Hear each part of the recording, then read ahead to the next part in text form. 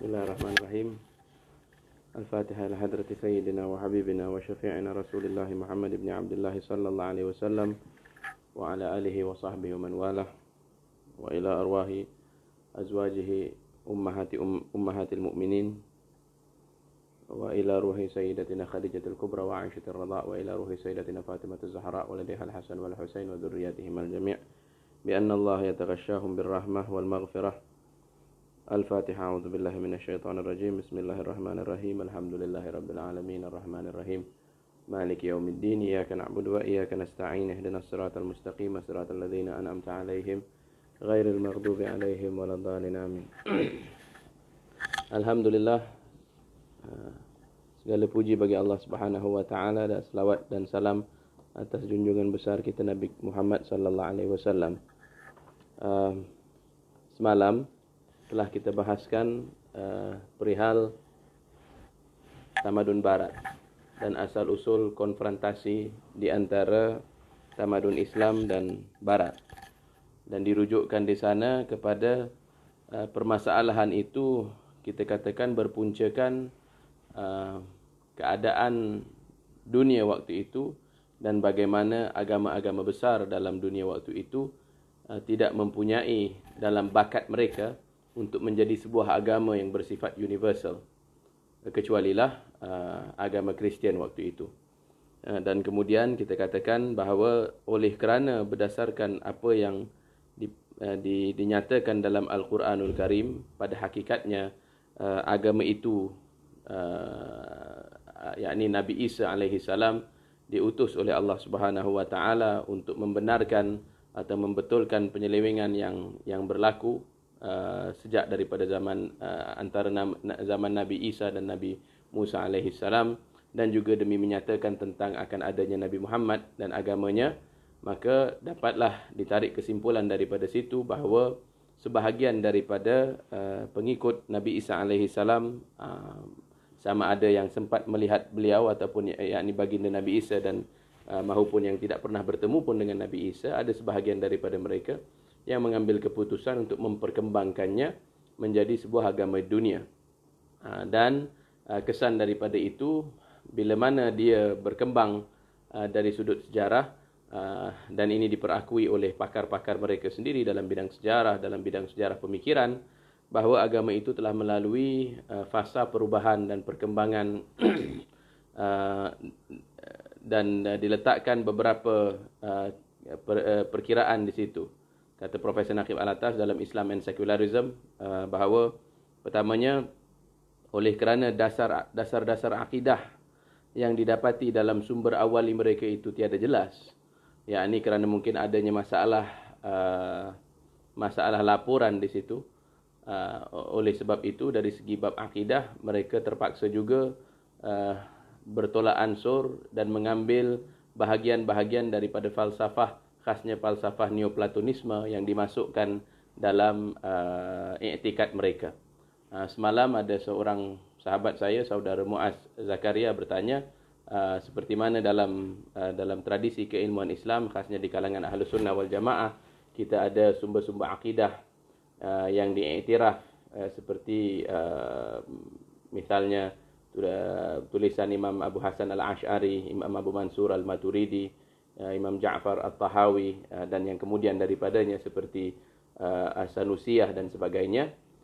Apakah pula sumber rujukan bagi mereka? Kita perhatikan bahawa yang dijadikan creedal formulation, pegangan i'tikad daripada mereka itu, yang terkenal dalam sejarahnya adalah antaranya Council of Nicaea, iaitu pada tahun 325 tahun Masihi. Tahun 325, di mana waktu itu mereka berkumpul untuk memutuskan i'tikad mereka, untuk menolak beberapa pegangan yang bertentangan daripada mereka, khasnya cabaran daripada pendukung atau pengikut Arius waktu itu, yang memperkenalkan fahaman i'tikad yang berbeza dengan apa yang akhirnya terbentuk sebagai i'tikad ataupun pegangan teologi golongan Katolik.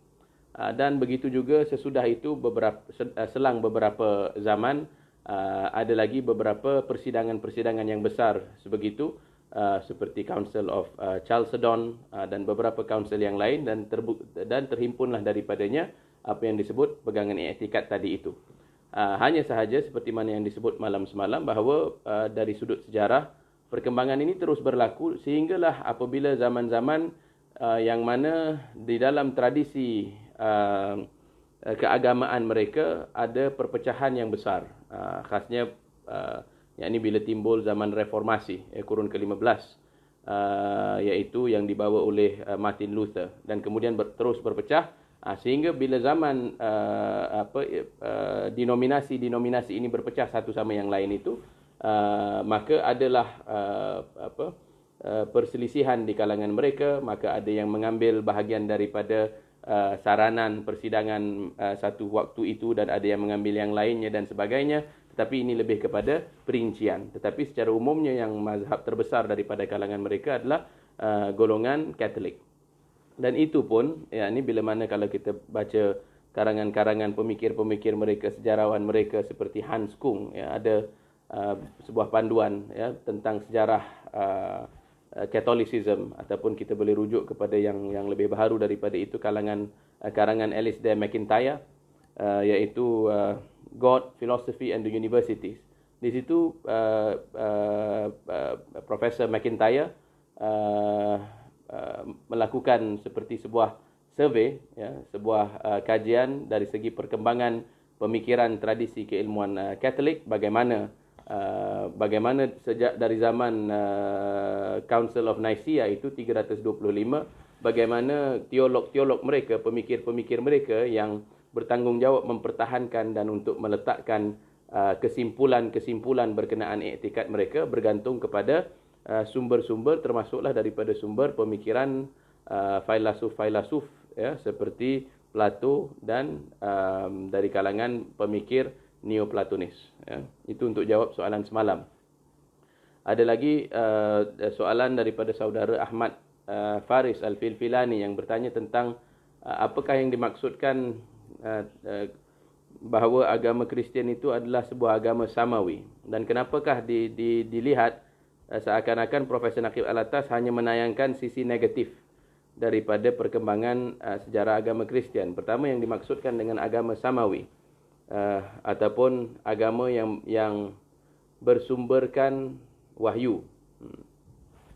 Kalau kita perhatikan seorang pemikir dalam bidang agama mereka, yang pernah menang juga Nobel Prize, yang berasal daripada Sweden, Nathan Soderblom, yang turut dirujuk oleh Profesor Naqib Alatas dalam Islam dan Secularism. Beliau klasifikasikan agama Kristian sebagai agama yang bersumberkan wahyu, revelation based religion.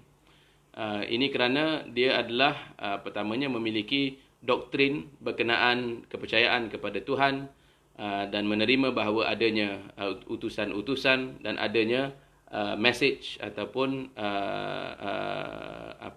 wahyu. Tetapi Profesor Naqib Alatas tidak bersetuju dengan klasifikasi itu secara mutlak.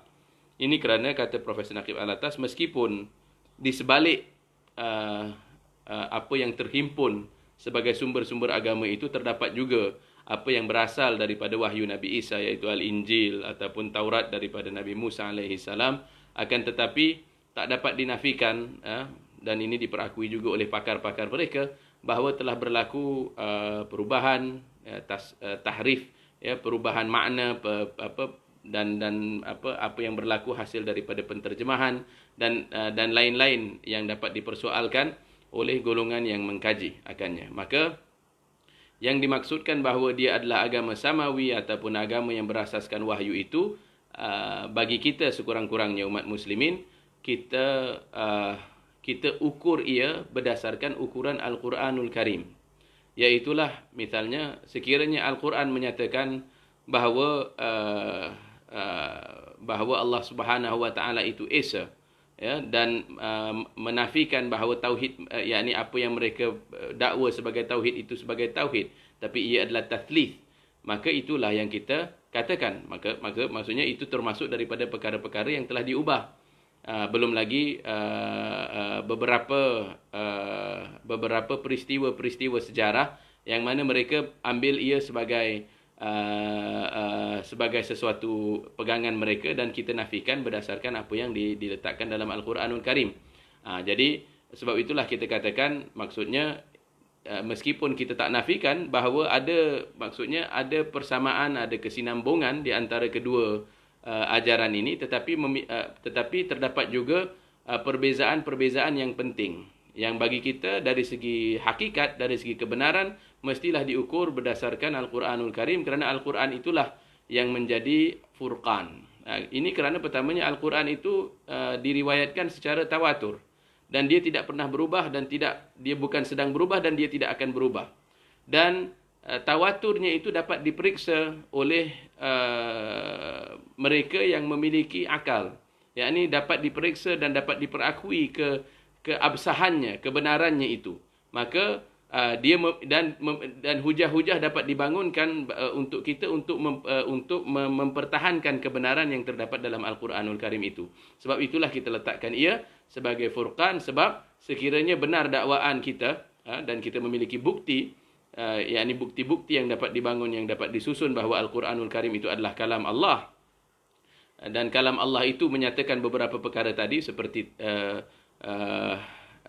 labrakan dan serangan terhadap kesesatan yang bermula daripada agama itu, maka kita tetap dengan pegangan kita, yakni dalam pada kita memperakui adanya persamaan, dan persamaan ini bukanlah mustahil, boleh jadi dia meliputi bahagian-bahagian akhlak. Yakni kerana ajaran-ajaran akhlak yang terdapat dalam agama Kristian itu banyak persamaannya dengan kita. Ini kerana mungkin bahagian itu tidak melalui perubahan itu. Bahagian daripadanya lah. Akan tetapi yang menjadi kayu ukur buat kita tetaplah Al-Quranul Karim. Tetapi kenapa pula, yakni soalan keduanya adalah kenapa dipaparkan seakan-akan yakni kenapa dipaparkan hanya sisi negatif daripadanya. Ini kerana Profesor Naqib Alatas bertujuan untuk menerangkan kepada kita apakah punca perseteruan, apakah punca permusuhan. Yakni maksudnya dari sudut sejarah, kenapakah kita diperangi oleh tamadun Kristian itu sekian lamanya? Kenapakah mereka, apakah yang menjadikan dasar buat mereka untuk berterusan menakluki dan menyerang umat muslimin? Tentulah kalau kita tinjau dari sudut sejarah, bukan senantiasanya ia didorong oleh faktor agama, tetapi faktor agama memainkan peranan penting sekurang-kurangnya dalam pembentukan wacana pemahaman mereka tentang agama Islam daripada zaman awalnya. Meskipun sesudah mereka melalui zaman perubahan, umpamanya tempoh Renaissance dan tempoh yang mana mereka melalui zaman pensekularan itu, mereka mula merubah taktik dan kehendaknya, yakni bila mana mereka mula menakluki alam Melayu misalnya, agama itu lebih digunakan sebagai pengacah. Tujuan utamanya tentunya adalah untuk faktor-faktor kekuasaan dan ekonomi. Tetapi apa yang Profesor Naqib Alatas nyatakan dari segi pertembungan ini adalah pertembungan yang bersifat tamadun, pertembungan yang bersifat sistem nilai, pertembungan yang berakar kepada pandangan alam. Dan dia juga tekankan bukan sisi ketenteraan, bukan sisi ekonomi, bukan sisi politik, meskipun ada bahagian jelmaannya di situ, tetapi puncanya, tumpuan perbahasan Profesor Naqib Alatas adalah pertentangan atau konfrontasi yang bersifat worldview. Dan ini, kata Profesor Alatas, secara ta'rifannya, secara definisinya, memang akan bersifat kekal. Kenapakah ia akan bersifat kekal? Ini kerana selagi mana umat muslimin berpegang akan keesaan Allah Subhanahu wa taala, selagi mana umat muslimin berpegang kepada nilai-nilai mereka yang bersumberkan Al-Quranul Karim, selagi itulah ia akan bertentangan dengan pegangan hidup sekular. Pun begitu, tidaklah bermakna pertentangan ini harus tumpah juga kepada bidang ketenteraan, harus tumpah kepada bidang yang permusuhan. Bukanlah Profesor Naqib Alatas menafikan kemungkinan terdapat persahabatan, terdapat sifat hormat menghormati di antara mereka yang berbeza tamadun ini. Hanya sahaja sistem sekular itu, sistem humanisme itu yang bertentangan dengan pandangan alam Islam yang memperakui akan adanya wahyu. Baik. Mungkin permasalahannya akan jadi lebih jelas kalau kita bahaskan perenggan yang seterusnya, iaitu perenggan ke-9. Kebanyakan orang Islam belum lagi mengetahui dan mengenali apa dia sebenarnya kebudayaan Barat itu. Sebelum dapat kita mengukuhkan diri terhadap serangan yang ditujukan kepada kita oleh kebudayaan Barat, maka perlulah bagi kita mengenali sifat-sifat asasi kebudayaan itu. Biasanya, yang disebutkan orang sebagai kebudayaan Barat itu adalah hasil warisan yang telah dipupuk oleh bangsa-bangsa Eropah dari kebudayaan Yunani kuno, yang kemudian diadun pula dengan campuran kebudayaan Romawi dan unsur-unsur lain dari hasil cita rasa dan gerak daya bangsa-bangsa Eropah sendiri, khususnya dari suku-suku bangsa Jerman, Inggris, dan Perancis. Ya, jadi perhatikan di sini yang dimaksudkan.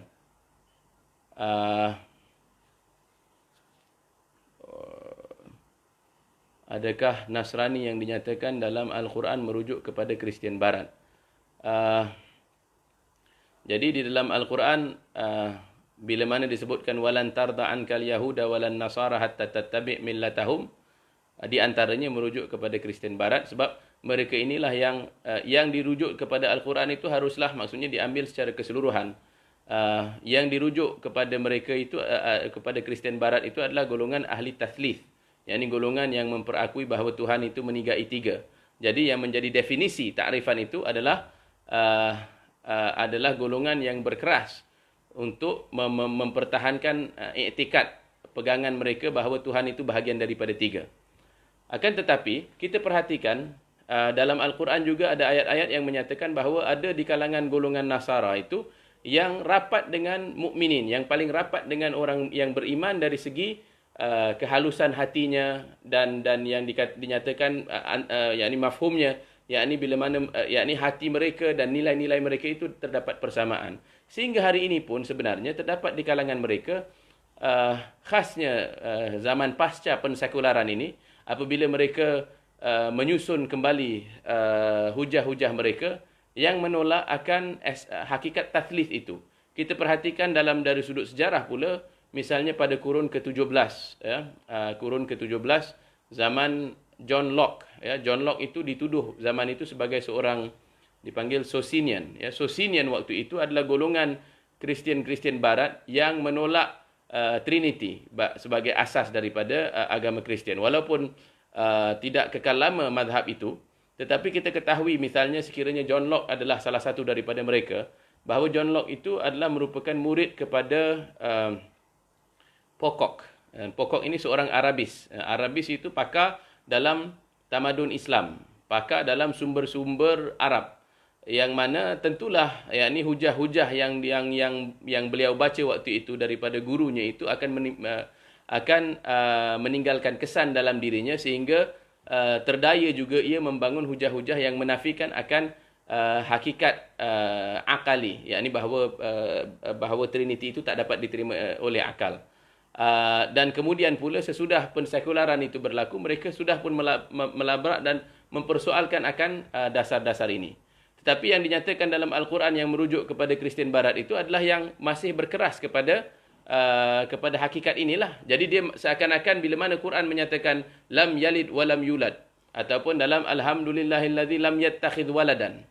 Jadi ayat-ayat ini mestilah merujuk kepada pusat yang mana pada zaman Nabi sallallahu alaihi wasallam itu dan sesudahnya, yang menjadi pangkalan kepada agama Kristian itu adalah berlaku di Rom, dan mereka inilah yang memulakan perang salib, yang mana mereka mempertahankan fahaman mereka itu dan menyerang umat muslimin waktu itu atas dasar bahawa dalam pandangan mereka bahawa Nabi Muhammad ini adalah merupakan seorang yang membawa mazhab yang menyeleweng, firqah yang menyeleweng, bahawa dia nabi palsu misalnya, dan lain-lain punca permusuhan yang terakibat daripada salah faham mereka tentang Nabi Muhammad. Sehinggalah Dante Alighieri, Dante Alighieri yang telah mengarang, yakni dari sudut persuratan dan sastra barat mungkin karya terhebat, iaitu Divine Comedy.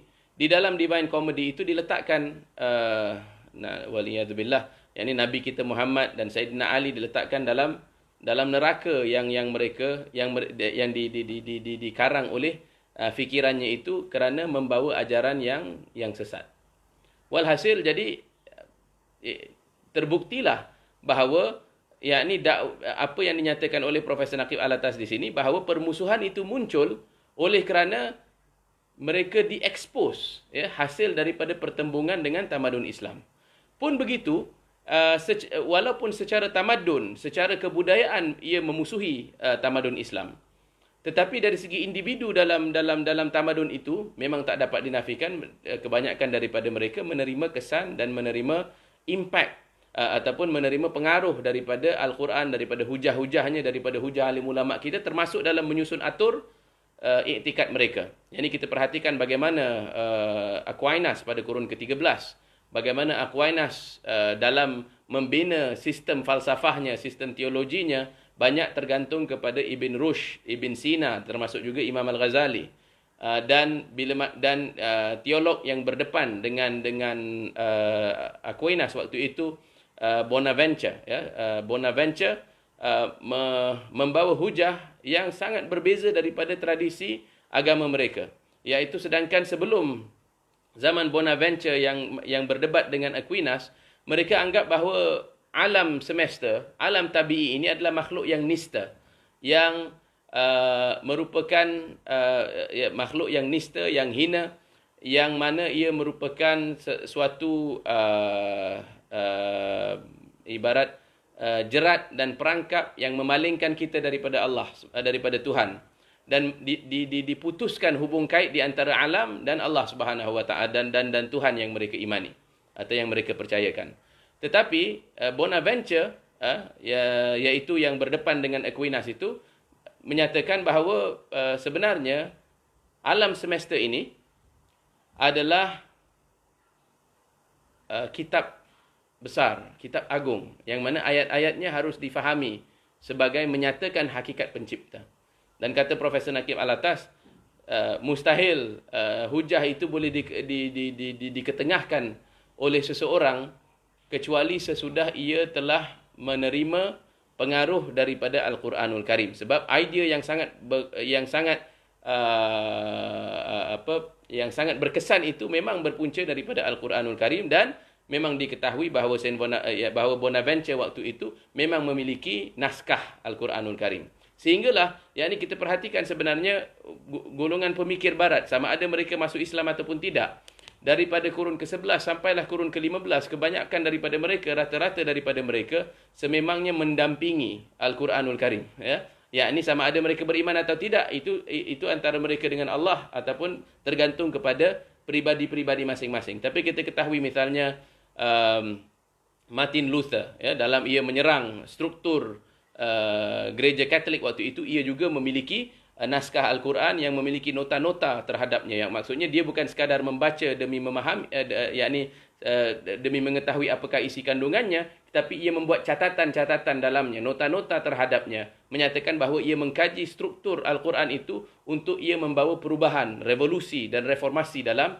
masyarakat mereka. Ternyatalah Al-Quran itu telah membawa perubahan yang sangat besar kepada tamadun barat. Sebab itu kata Prof. Alatas, tamadun Islam itu bukan sahaja merubah barat itu dari segi zahirnya, tetapi dari segi batinnya, dari segi pemikirannya, dari segi ekonominya, dari segi ilmu sainsnya, dari segi institusi pendidikannya, semuanya itu menerima kesan daripada pertembungan dengan tamadun barat. Bahkan berani Profesor Naqib Alatas menyatakan dengan bukti-bukti yang tersusun bahawa punca perubahan barat daripada zaman yang terkebelakang, zaman kegelapan itu, sehingga masuk ia ke zaman moden, zaman sains dan teknologi itu adalah kerana mereka telah bertembung, menyerap daripada tamadun Islam. Yang ini belum ambil kira golongan pemikir-pemikir Kristian dan Yahudi yang sememangnya bernaung di bawah khilafah-khilafah Islamiyah pada zaman itu. Ya. Jadi itulah yang sedikit daripada jawapan pada soalan saudara Ahmad Faris, ya. Baik. Jadi yang dimaksudkan kebudayaan. Apa pertamanya, kalau kita tanya budaya ini apa maksudnya?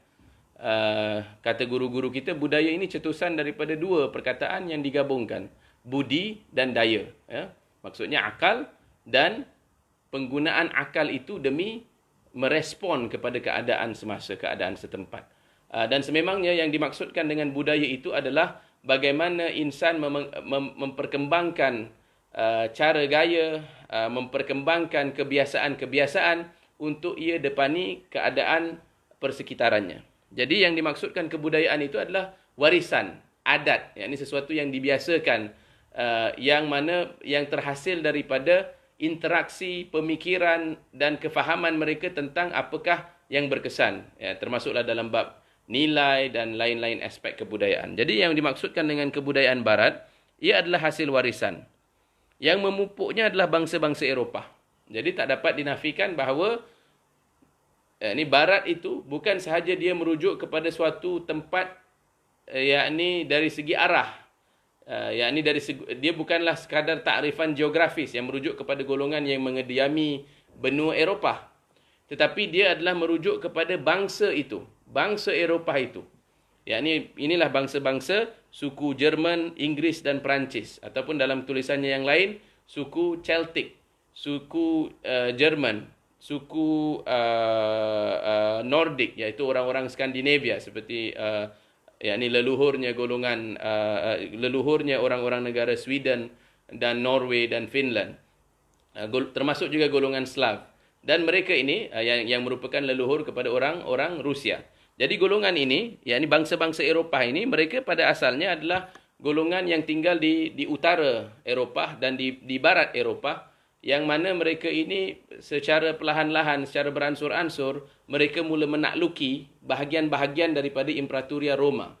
Tetapi bila mana mereka memasuki kawasan Rom, mereka sampai kepada jajahan takluk Rom waktu itu yang merupakan mungkin kerajaan terbesar pada zaman itu yang paling maju dan paling moden dari segi kebudayaannya. Mereka pula yang ditakluki dari sudut kebudayaan. Yakni mereka membiasakan diri dengan kebiasaan-kebiasaan orang feodalati, orang-orang Rom yang telah memperkembangkan kebudayaannya dengan lebih lama lagi. Akhirnya orang-orang Eropah ini telah menyerap kebudayaan, agama, falsafah tadi itu. Jadi mereka telah memupuk warisan kebudayaan Yunani kuno, kemudian campuran kebudayaan Romawi dan unsur-unsur lain dari hasil cita rasa dan gerak daya bangsa-bangsa mereka sendiri. Jadi apakah yang telah mereka serap daripada golongan Yunani kuno? Dan golongan Yunani kuno ni boleh dikatakan sebagai buayan ataupun sebagai punca kepada tamadun barat, yakni yang sumber zat, sumber pemakanan mereka yang paling utama dari segi pemikiran kebudayaan itu daripada Yunani, yakni golongan Greek. Dari kebudayaan Yunani kuno mereka telah meletakkan dasar-dasar falsafah dan kenegaraan serta pendidikan dan ilmu pengetahuan dan kesenian. Jadi ini yang merupakan dasar kerangka kebudayaan. Pertamanya falsafah, ya. Apa yang dimaksudkan dengan falsafah? Falsafah adalah tinjauan akal berkenaan hakikat dan alam semesta. Falsafah adalah tinjauan akal berkenaan hakikat dan alam semesta. Yang dimaksudkan oleh orang-orang Yunani itu yang dikategorikan sebagai ilmu falsafah, mengkaji tentang hakikat kehidupan, mengkaji tentang hakikat alam, termasuklah ketuhanan. Dalam bidang falsafah juga mereka kaji tentang ilmu, bagaimanakah insan mengetahui. Dalam bidang falsafah mereka mengkaji perihal akhlak. Ya, perihal akhlak. Apakah yang menjadi dasar akhlak, ekonomi, politik, ya. Sebab tu istilah-istilah daripada orang-orang Yunani itu masih dikekalkan sehinggalah hari ini, umpamanya demokrasi, politics, filosofi, ya, istilah-istilah itu masih lagi diguna pakai sebab puncanya sememangnya daripada tamadun Yunani kuno. Jadi mereka inilah yang meletakkan framework, ya, kerangka berfikir orang barat itu berpunca daripada mereka. Termasuklah faham kenegaraan, termasuklah proses pendidikan. Ini mereka lah yang telah berfikir dan merenung bagaimana proses pendidikan itu berlaku, apakah itu pendidikan, apakah kandungannya, semuanya telah dibahas dan dikembangkan mereka selama ratusan tahun. Yang ini orang-orang Yunani sebelum mereka sampai kepada kemuncak pemikiran mereka, itulah pada Aristotle dan gurunya Plato, ratusan tahun telah mereka kembangkan tradisi falsafah dan keilmuan mereka dalam suatu rantaian yang tiada berputusan. Yakni Satu generasi membahaskan suatu perkara dan kemudian generasi yang kemudiannya sama ada menerima atau menolaknya atau dan kemudian menambahkan perkara yang baru. Jadi sudah matang ia pada zaman Aristotle. Jadi betapa besarnya pengaruh Aristotle itu sehingga dia meninggalkan kesan dari sudut membentuk asas-asas kebudayaan barat. Jadi kita tahu, jadi termasuk juga bukan sekadar falsafah, kenegaraan, pendidikan, tapi juga ilmu pengetahuan, ya, yang dimaksudkan dengan ilmu itu. Bahagian-bahagiannya, pecahan-pecahannya. Apakah yang dimaksudkan perbahasan ilmiah dan apa yang bukan ilmiah. Ini semuanya menerima pengaruh yang besar daripada pemikir Yunani kuno. Dan juga kesenian. Ya. Ini bagaimana mereka menyikapi peranan seni.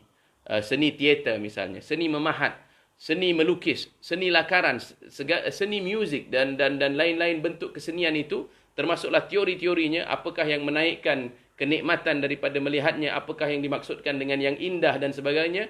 Ini semuanya termasuk daripada warisan mereka daripada Yunani kuno. Sebab itulah mereka menganggap bahawa bila mana mereka menemukan semula punca-punca ini, yakni sebab sekian lama sebelum zaman Renaissance ataupun kelahiran semula pada kurun ke-14, mereka telah terputus daripada sumber tamadun ini. Yakni sekian lama mereka terputus daripada sumber tamadun ini, sehinggalah mereka menemukannya dalam bentuk bahasa Arab.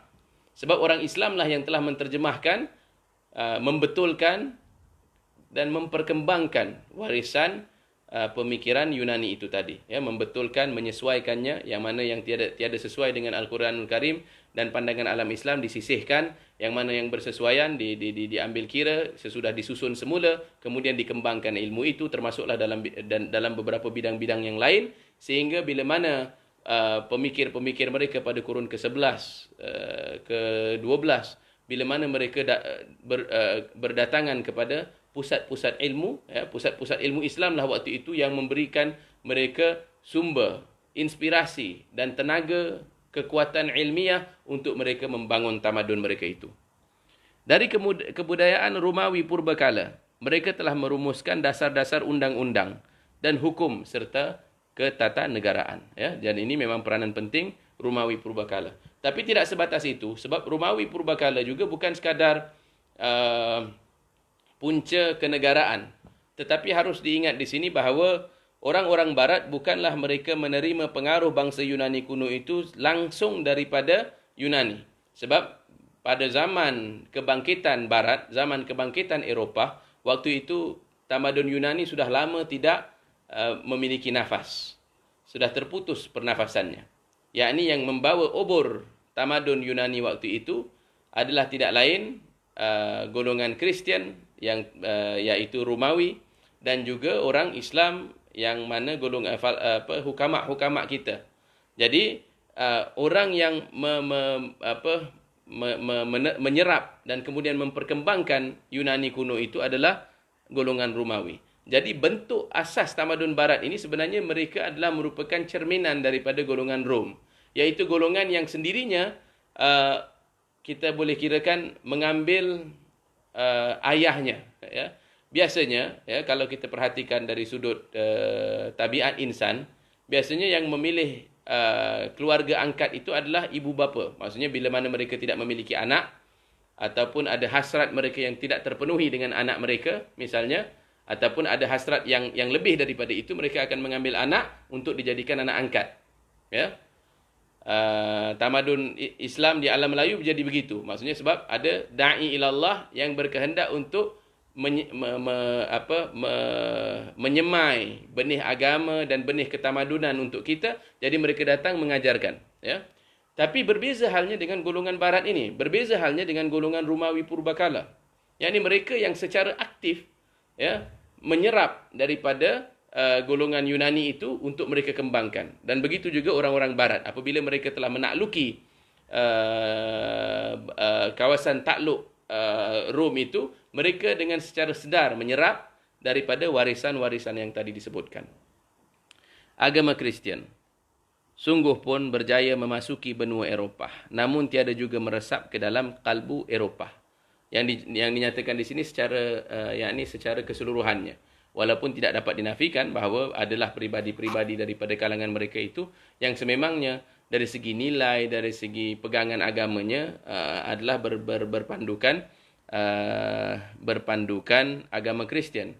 Yang dinyatakan bahawa dia tidak berdaya meresap ke dalam kalbu Eropah itu, Profesor Nakib Alatas di sini menumpukan perbahasannya kepada beberapa peristiwa penting. Antaranya berkembangnya tamadun sekular di sebalik tamadun agama Kristian itu. Yakni mereka, raja-raja di kalangan mereka, putera-putera di kalangan mereka, sememangnya menantikan peluang bagaimana dapat mereka mengatasi kekuasaan Rom. Ya, bagaimana maksudnya raja-raja di Jerman waktu itu sememangnya mencari-cari peluang bagaimana untuk dapat mereka atasi kekuasaan Rom yang menggunakan agama sebagai punca ia dapat mengawal aspek ekonomi, aspek kekuatan politik dan sebagainya.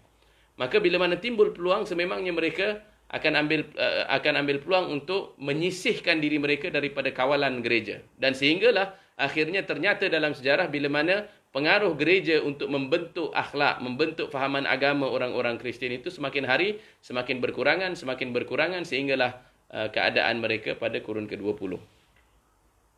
Naam. Justru sesungguhnya agama yang berasal dari Asia Barat dan merupakan pada tafsiran aslinya bukan agama baru, tetapi suatu terusan dari agama Yahudi itu telah diambil alih dan dirubah ganti oleh kebudayaan Barat demi melayani ajaran-ajaran dan kepercayaan-kepercayaan yang telah lama dianutinya sebelum kedatangan agama Kristian. Jadi kalau mereka yang mengkaji sejarah perkembangan pemikiran Barat itu, memang apa yang dinyatakan oleh Profesor Nakib Alatas ini memang tak dapat dinafikan. Yakni mereka memang secara sedar dan kemudian secara tidak mampu untuk menolak pengaruh falsafah Barat itu. Perhatikan tadi kita sebutkan pada tahun 325 bagaimana mereka menggunakan falsafah Plato itu untuk dijadikan bangunan hujah untuk mempertahankan pegangan mereka. Dan kemudian lebih banyak daripada pengaruh ini dimasukkan dan kemuncaknya pada kurun ke-13 apabila Aquinas menggunakan Aristotle untuk menerangkan aspek falsafah tabiat, termasuklah pemahaman tentang Tuhan. Jadi bagaimana falsafah itu yang dikembangkan dari segi nazar akali insan semata-mata memainkan peranan dalam membentuk faham mereka tentang hakikat dan bukannya wahyu. Jadi itulah dikatakan bahawa sebenarnya dia telah diambil alih, dirubah ganti oleh kebudayaan Barat demi melayani ajaran-ajaran dan kepercayaan-kepercayaan yang telah lama dianutinya sebelum agama Kristian itu. Mereka telah mencampur adukkan ajaran-ajaran yang kemudian menjelma sebagai agama Kristian dengan kepercayaan-kepercayaan kuno Yunani dan Romawi, dan Mesir dan Farsi, dan juga anutan-anutan golongan kaum biadab. Agama Kristian itu satu-satunya agama yang telah beralih pusat asalnya, iaitu dari Darussalam di Palestin ke Rom di Itali. Dan inilah juga menayangkan hakikat terjadinya pengambil alihan nasib agama itu sebagai falsafah hidup bangsa Eropah. Islam pun telah menyumbangkan pengaruhnya pada abad pertengahan Eropah dengan menyebarkan unsur-unsur penting ilmu pengetahuan dan sains dan teknologi. Akan tetapi, perkembangan pengaruh Islam dalam bidang-bidang ini kemudian diperolah semula nescaya menuturi bawaan jiwa Eropah. Jiwa Eropah itu sememangnya yang mengutamakan kehidupan duniawi. Jiwa Eropah itu yang mengutamakan yang di sini dan yang kini. Hakikat sejarah pada masa sekarang ini, iaitu yang menjadi keutamaan dalam jiwa mereka.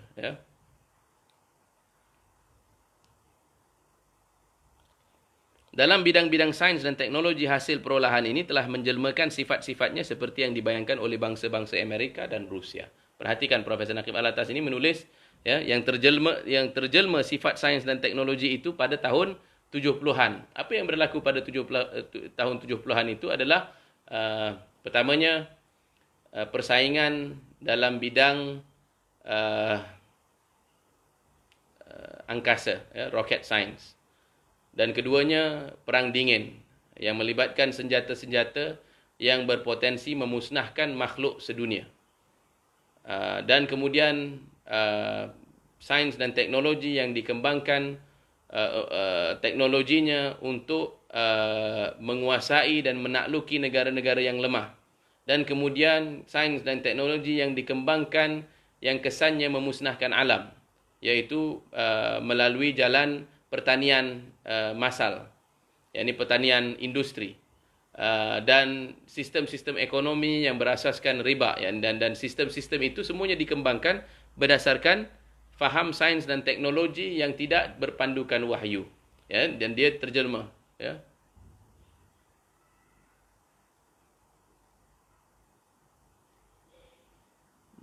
Bukankah Yahudi itu merujuk kepada suatu bangsa? Barangkali dalam Yahudi ada yang,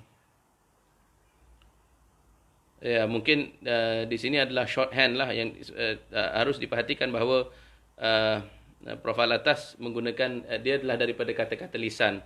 Yang dimaksudkan di sini agama Yahudi itu adalah agama bangsa Yahudi, ya, bukannya yakni the religion of the Israelites. Itu yang dimaksudkan di situ. Ya, dan tentunya bukanlah yakni ialah dia mengambil kira aspek bahawa ada daripada kalangan mereka yang beragama Islam, ya, dan berterusan adanya senantiasa daripada kalangan mereka yang merubah agamanya dan sebagainya, tapi secara keseluruhan agama orang Yahudi yang dimaksudkan di situ. Baik, maka sesungguhnya sekarang kita masuk kepada kebudayaan barat. Apakah ciri utamanya? Pertama, maka sesungguhnya kebudayaan barat itu berteraskan dasar falsafah dan bukan agama. Dan ini sangat penting. Mungkin sukar untuk kita fahami bila mana kita terbiasa dengan bahawa kebudayaan kita berteraskan agama dan bukan falsafah. Yakni bila mana kebudayaan kita berteraskan agama, yakni sekiranya kita umat muslimin sedar akan hakikat ini. Apa yang dimaksudkan? Maksudnya kebudayaan itu adalah bagi kita sekiranya ia berteraskan agama, yakni sistem nilai yang terangkum dalam Al-Quranul Karim, dalam sunnah Rasul sallallahu alaihi wasallam, dan juga lain-lain sumber yang diiktiraf dalam agama Islam, ya. Ini yang membentuk kebudayaan kita. Yakni sebab dalam kebudayaan Islam itu dia merangkumi segala aspek kehidupan, yakni nikah kahwin, jual beli dan perniagaan, pendidikan, segalanya itu adalah berpandukan agama bagi kita. Ya, maksudnya ada saranan-saranan agama dalamnya. Jadi agama yang merupakan pembentuk utama dalam kerangka pemikiran kita. Pandangan hidup kita sememangnya berpandukan dan berpuncakan agama. Yakni kehidupan kita itu, mati kita, kemudian ke mana dan segalanya itu. Ya, apa yang kita lakukan dalam kehidupan kita. Ya, inna salati wa nusuki wa mahyaya wa mamati lillahi rabbil alamin. Ya, kehidupan kita, pengorbanan kita, apakah jalan yang dipilih, segalanya itu kebudayaannya dipandukan agama. Tetapi bagi barat, ya, terasnya adalah falsafah, bukan agama. Ini terasnya adalah falsafah, dan falsafah ini adalah renungan akal fikiran. Hanya sahaja berlaku mungkin pergiliran dari sudut sejarah adalah waktu itu falsafah merujuk kepada lebih kepada nazar akali, ya. Yakni pemikiran akal hasil daripada warisan budaya. Bila mana barat moden yang dirujuk, ya, falsafah ini lebih kepada penyusunan maklumat, ya, ataupun data-data yang diterima daripada disiplin-disiplin ilmu sains itu disusun menjadi suatu sistem kehidupan. Ya. Jadi sekiranya mereka katakan bahawa kehidupan mereka itu berdasarkan teras falsafah, hari ini dimaksudkan teras falsafah di sebalik sains dan teknologi. Ini sebab itulah mereka bila mana bahaskan tentang hubung kait di antara lelaki dan perempuan, masalah keluarga, kenegaraan, segala yang dibincangkan mereka itu, mereka merujuk kembali kepada falsafah. Termasuklah bila mana mereka berdepan dengan krisis kesihatan, krisis kehidupan dunia hari ini. Yakni bila mana mereka ingin putuskan misalnya sekiranya dalam bidang health economics, ya, ekonomi kesihatan, mereka bahaskan contohnya di negeri-negeri yang fasiliti mereka itu tidak cukup untuk menampung keseluruhan orang, yakni keseluruhan rakyatnya yang memerlukan. Maka bila mana mereka buat pilihan, yakni siapakah yang perlu diutamakan bantuan kehidupan tersebut, maka yang menjadi panduan itu bukan agama tetapi falsafah. Jadi tergantunglah kepada apakah mazhab falsafah yang dianutinya, tetapi semuanya berpuncakan akal manusia semata-mata. Dan bila mana mereka membangunkan hujah misalnya untuk menjustifikasikan aspek-aspek lain, umpamanya untuk membenarkan perkahwinan sesama perkahwinan di antara jantina yang sejenis. Bila mana mereka fikirkan tentang masalah pengguguran, ya, sama ada boleh ataupun tidak, semuanya berteraskan panduan falsafah semata-mata. Jadi semuanya menggunakan akal fikiran insan dan bukannya dari paduan nilai agama. Jadi ini yang harus kita ambil kira. Maksudnya kalau kita, maksudnya secara tidak sedar ataupun secara polos ataupun secara fitri ataupun in a condition of innocence, kita ingat bahawa ilmu itu neutral, dia tidak bersifat neutral sebenarnya. Ilmu itu bukanlah dia seakan-akan tawar, dia tak ada pahit manisnya, tidak. Ilmu itu sememangnya bila mereka yang mencorakkannya itu yang menentukan sifat ilmu itu. Jadi bila mana kita belajar, ya ini harus kita ambil kira, maksudnya kita perhatikan apa disiplin ilmu yang kita pelajari, baik pun perubatan maupun ekonomi, apa juga, yakni tamadun yang berpengaruh dalam mencorakkan disiplin ilmu, kurikulum itu akan meninggalkan kesannya.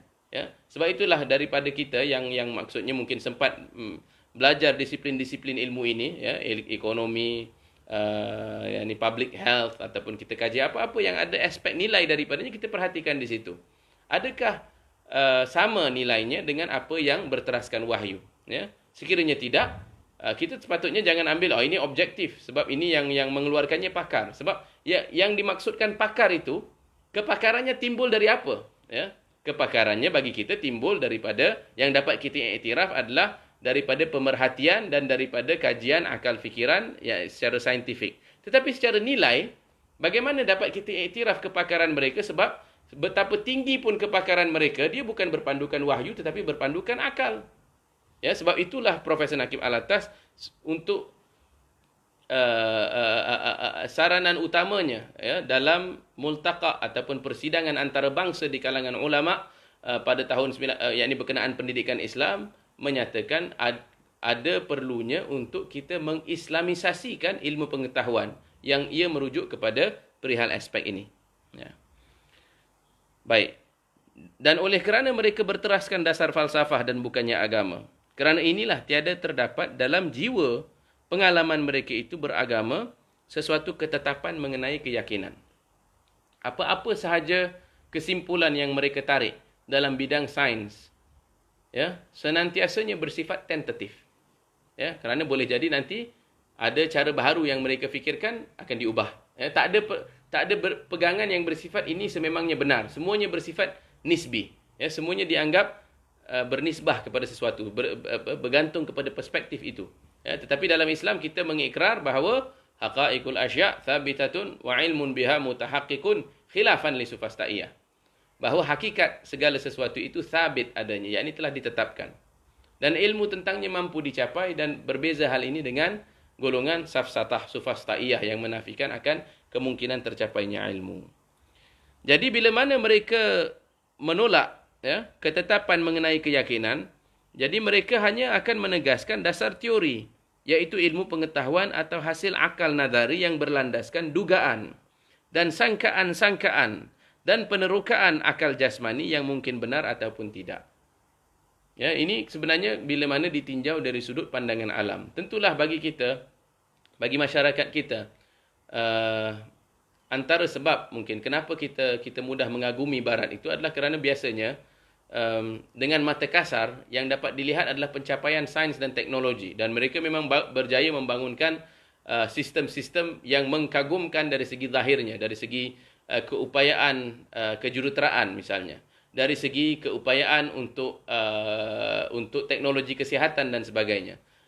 Tetapi sekiranya kita tidak dikelabui oleh pandangan zahir ini dan kita berjaya menembusi dinding-dinding tadi itu, kita akan lihat bahawa di sebaliknya itu adalah sebenarnya dari segi pandangan alam mereka penuh dengan keraguan. Mereka tidak ada dasar keyakinan. Mereka hampa dari segi nilai. Ya.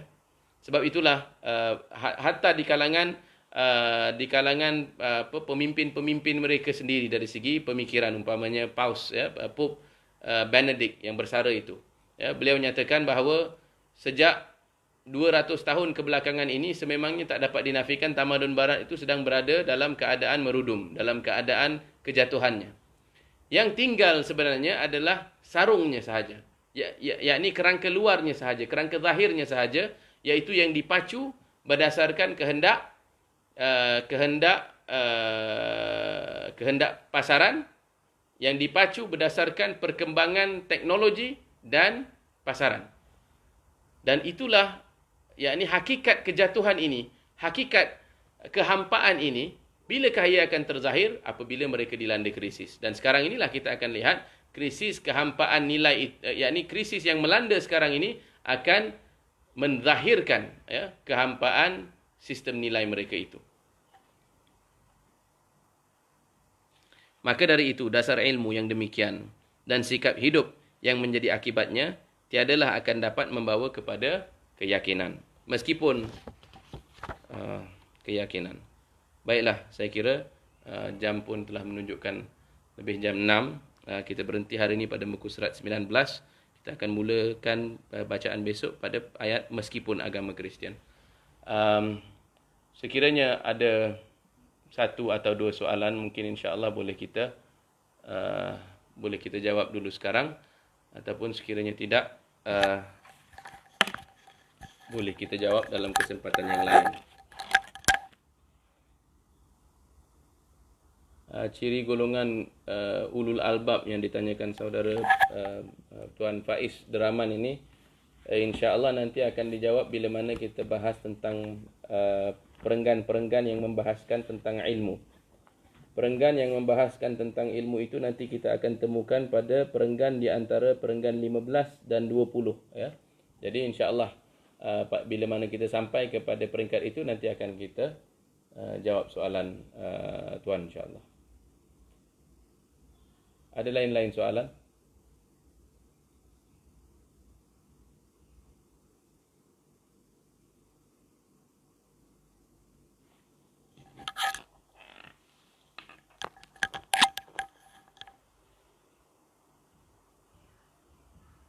Tak ada ya? Ya baik, insya-Allah. Sekiranya tak muncul soalan itu, ataupun sekiranya soalan itu baru nanti terfikir, masih boleh lagi kirim ke page. Oh, okey, baik. Baik. Sekarang dah timbul soalan saudara Zaidan, ya Abang Zaidan. Bolehkah terangkan lagi sekali maksud ilmu itu bukan neutral? Yang dimaksudkan ilmu itu bukan neutral. Yang dimaksudkan ilmu bukan neutral itu, pertamanya, dia bukanlah sifat ilmu itu macam air. Warna air itu adalah warna berjananya. Warna air itu adalah warna berjananya. Macam tu. Ini seakan-akan maksudnya, bagi setiap orang, ilmu itu adalah ilmu jua. Sebenarnya, dari segi pembentukan ilmu itu, dia banyak tergantung kepada apa yang dianggap sebagai ilmu oleh tamadun itu.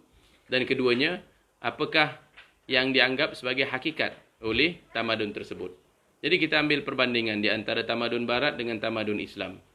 Misalnya, bagi kita anggap bahawa iman itu adalah bahagian daripada ilmu. Dan keduanya, kita bahagikan di antara ilmu yang bersifat ilmu fardu kifayah dan ilmu yang bersifat fardu ain. Yang mana ilmu fardu ain, yakni bagi kita ada status ilmu yang bertaraf wajib. Sementara bagi mereka tak ada ilmu yang bertaraf wajib. Dan oleh kerana iman itu termasuk dalam bahagian ilmu bagi kita, kita perakui bahawa ada aspek-aspek yang daripada alamul ghaib yang dapat diketahui secara yakin. Seperti mana perkara-perkara yang bersifat alam musyahadah dapat diperakui secara yakin. Sementara golongan barat yang menafikan wahyu. Jadi bila ditolak akan wahyu itu, tentulah akan perkara-perkara yang batin, perkara-perkara yang ghaib itu tak dapatlah mereka ambil kira. Jadi di situ jelaslah kesannya nanti pertamanya dari sudut bidang-bidang ilmu kemanusiaan. Ini apa yang dikira sebagai baik buruk itu lambat laun akan timbul dalam akal mereka, mungkin dia bersifat relatif, ya. Ilmu itu bersifat relatif bagi mereka. Sebab apa? Sebab sekiranya atau nilai itu bersifat relatif. Yakni siapa yang anggap dia baik, baiklah, siapa yang anggap dia buruk, buruklah. Tiada sesuatu yang bersifat hakiki. Yang ini dari sudut nilai. Jadi itulah yang dimaksudkan ilmu itu bukan neutral. Ilmu itu tergantung kepada pandangan alam ataupun apa yang kita terima sebagai punca ilmu kita.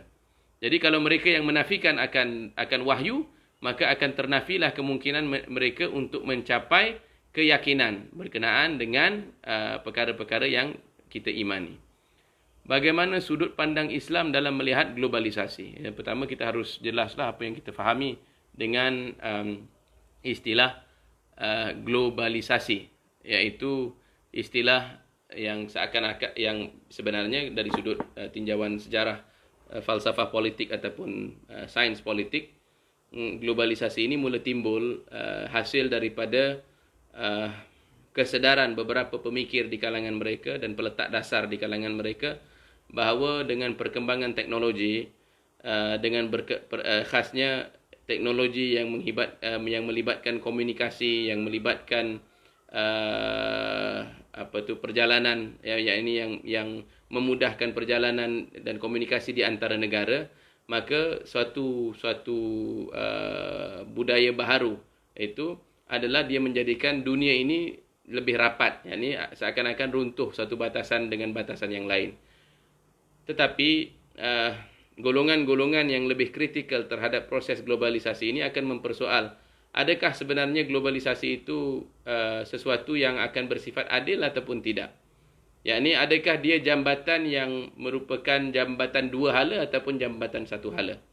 Yakni jambatan yang dimaksudkan dengan jambatan dua hala itu adalah budaya-budaya dalam dunia, agama-agama dalam dunia sama-sama boleh menyumbangkan sumbangan mereka terhadap pembentukan kebudayaan yang bersifat global. Tetapi pada hakikatnya kita perhatikan dia lebih kepada one way bridge. Dia adalah sebenarnya jambatan yang bersifat satu hala sahaja, iaitu bersumberkan tamadun barat, kebudayaan barat disebarkan kepada lain-lain tamadun, yakni lain-lain tempat. Yakni lain-lain tempat itu yang dipaksakan untuk melalui proses sekularisasi, pemodenan, yang mana pemodenan itu juga ditakrifkan sesuai dengan takrifan sekular.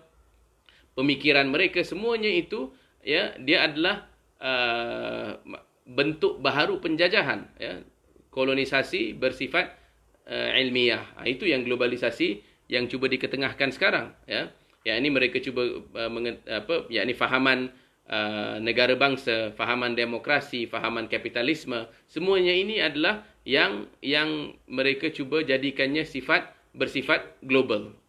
Tetapi kita hari ini dalam krisis yang semasa ini, kita memiliki peluang yang sangat besar sebenarnya. Sebab kita boleh bertanyakan, misalnya, adakah sebenarnya nilai-nilai yang dianggap global itu dapat dikekalkan dalam dunia pasca COVID-19? Adakah maksudnya dengan kita perhatikan bagaimana yakni mereka sebelum ini pada tahun 90-an dengan yakinnya mendakwa bahawa sejarah telah tamat. Yang dimaksudkan dengan mereka bahawa tamatnya sejarah itu adalah kerana kemuncak daripada pencapaian manusia itu adalah apa yang dicapai mereka sebagai sistem liberalisme dan kapitalisme. Tapi kita perhatikan bagaimana hari ini bahawa negara-negara yang berkeras untuk berpegang dengan nilai-nilai hasil daripada nazar akali ini, bagaimana mereka menderitai krisis semasa ini kerana mereka tidak mampu menyusun rakyat-rakyat mereka dalam dan juga kepimpinan mereka dalam mendepani masalah semasa. Jadi bagi kita sebenarnya, kalau dari sudut pandang Islam, hakikat globalisasi itu sememangnya telah terdapat daripada zaman Nabi sallallahu alaihi wasallam. Yakni kalau ditakrifkan secara sebenar, sebab Allah Subhanahu wa taala itu adalah Tuhan sekalian alam, Rabbul Alamin, dan keseluruhan manusia ini, tidak kira bangsa, tidak kira bahasa, semuanya adalah makhluk ciptaan Allah Subhanahu wa taala. Dan kita diajarkan daripada zaman awali lagi bahawa bahasa-bahasa ini, kebudayaan-kebudayaan ini, semuanya bahagian daripada ayat-ayat Allah yang perlu kita sikapi dengan baik. Dan kita perhatikan bagaimana apabila terbentuk tamadun Islam, kesultanan-kesultanan Islam, khilafah Islam, bagaimana mereka menyikapi aspek perbezaan ini. Sedari zaman Nabi sallallahu alaihi wasallam lagi dan kurun terawal, sememangnya telah terdapat golongan muslimin daripada kalangan bangsa Arab, daripada bangsa Afrika, daripada bangsa alam Melayu, daripada bangsa Turki, daripada bangsa apa bangsa sekalipun, yakni dapat disatukan dalam sistem nilai Islam itu, dan diletakkan syarat-syarat untuk berlaku adil tidak kira apa jua bangsa. Jadi sebenarnya dasar globalisasi itu sememangnya telah terdapat dalam pandangan alam Islam dan dalam perkembangan sejarah Islam. Dan kita perhatikan bagaimana fahaman ini berkembang dalam sejarah dalam rangkaian, pertamanya rangkaian perniagaan, rangkaian ekonomi, rangkaian keilmuan yang terdapat. Yakni bagaimana alim ulama kita misalnya pada kurun ke-16, ke-17 dan ke-18. Bagaimana mereka boleh yakni berhubung dengan ulama bilakah waktunya, bila musim haji misalnya. Dan kemudian bagaimana pusat-pusat keilmuan yang terdapat dalam dunia waktu itu. Yakni baik di Mesir maupun di Maghribi, maupun di Yaman, maupun tentunya di Hijaz dan di alam Melayu ini, bagaimana mereka dihubungkan dengan di antara satu dan yang lain, merubuhkan sempadan-sempadan yang kerana paksi mereka adalah pandangan alam Islam, paksi mereka adalah Tuhan Yang Esa. Baik. Ada lagi soalan? Kalau ada, boleh jadi mungkin soalan yang terakhirlah yang kita boleh jawab.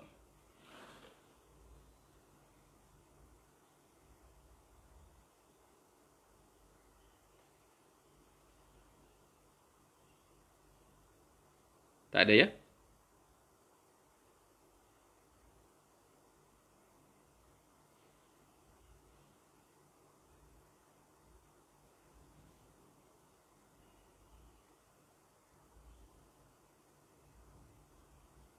Ya baik. Kalau tak ada, insya-Allah semoga dapat kita bertemu lagi pada esok hari. Dan insya-Allah saya sarankan juga bagi saudara-saudari yang ada kitab himpunan risalah ya, untuk kita melancarkan lagi kajian kita untuk baca daripada awal ya, perenggan ke-9 dan ke-10 ya, supaya nanti lebih mudah untuk kita sekiranya ada apa-apa soalan yang ingin diajukan. Bagi mereka yang ingin memiliki kitab risalah untuk kaum muslimin, saya mungkin boleh sarankan saudara pesan melalui online ya, melalui Pelita Zihin ya, sahabat kita di Pelita Zihin yang boleh pesan buku risalah untuk kaum muslimin, buku Faham Agama Asas Akhlak dan lain-lain karangan Profesor Zaid Naqib Alatas. Ya khair, insya-Allah sekiranya tak ada apa-apa soalan lagi. Assalamualaikum warahmatullahi wabarakatuh, dan kita bertemu lagi esok insya-Allah. Assalamualaikum.